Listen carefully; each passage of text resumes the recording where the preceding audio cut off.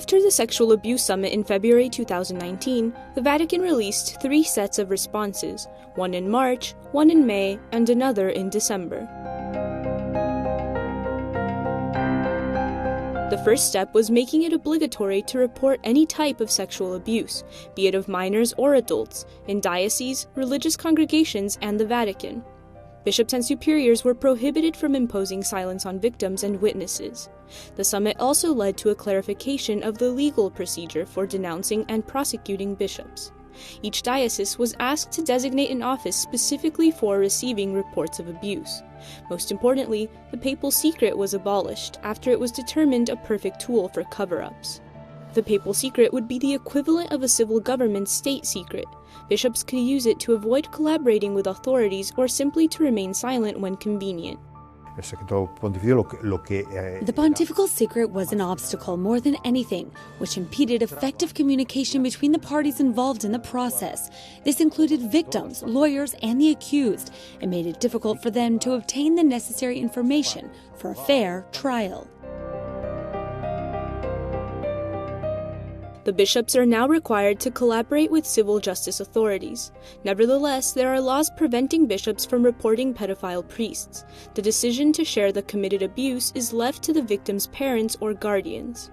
There are some countries where if a bishop is told of a crime of this nature, he's legally obligated to go to the police. There are other countries where if he goes to civil authorities, he can find himself in a very serious situation. There are countries where reporting is allowed, but only by motion of the party.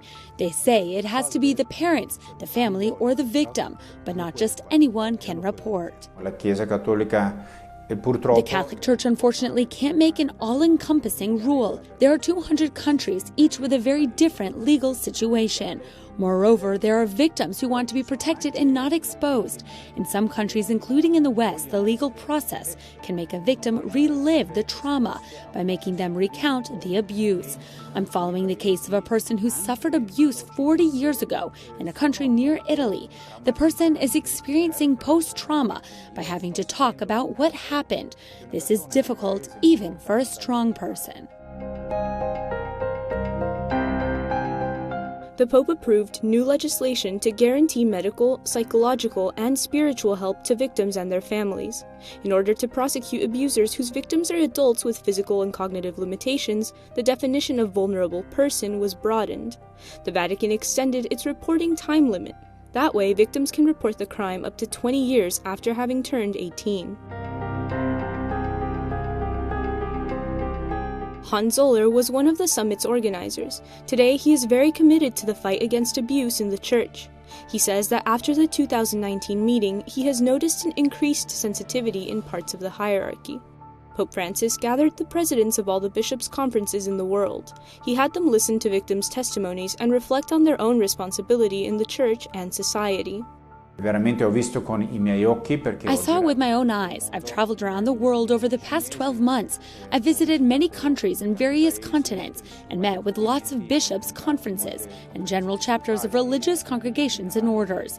I see that after the summit, there's another level of awareness and sensitivity. That's why the conference marked the beginning of 2 actions.